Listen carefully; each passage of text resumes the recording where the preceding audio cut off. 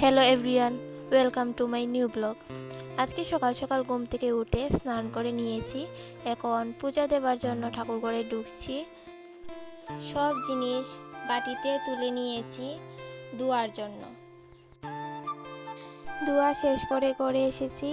এখন একটা তোয়ালি দিয়ে জিনিসগুলোর জল তুলে নিচ্ছি, কারণ জল না উঠালে জিনিসে দাগ পড়ে যায়। ঠাকুরকে জামা পরিয়ে আসনে বসিয়ে দিলাম। সব কিছু রেডি করে নিয়েছি, এখন পূজা দিয়ে দেব। আমার পূজা দেওয়া পুরোপুরি কমপ্লিট হয়ে গেছে।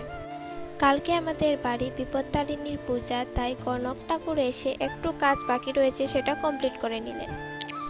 আমার বাবা বাজার থেকে আসার সময় একটা মাটির প্রদীপ এনেছেন, সেটাকে একটু আমি আমার মতো করে সাজানোর চেষ্টা করছি। প্রথমে লাল কালার করেছি, করার পর সাদা দিয়ে একটু ডিজাইন করেছি। ডিজাইনটা কেমন হয়েছে অবশ্যই কমেন্ট করে বলবে।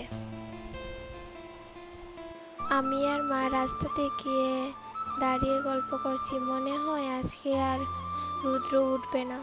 ও মা, বলতে বলতে বৃষ্টি শুরু হয়ে গেছে।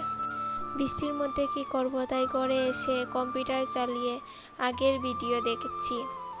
আগের ভিডিওগুলো দেখতে কি না মজা লাগে, সেই সময় কি আনন্দ করেছি।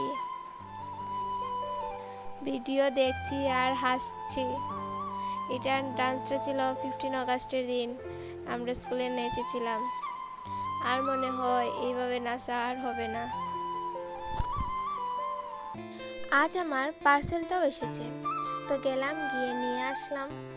এখন এটাকে খুলছি, খুলে দেখছি যে আমি যেরকম অর্ডার দিয়েছি সেরকম এসেছে কিনা। তো খুলে তো আমি অনেক খুশি, কারণ আমি যেরকম দিয়েছি ঠিক সেরকমই এসেছে।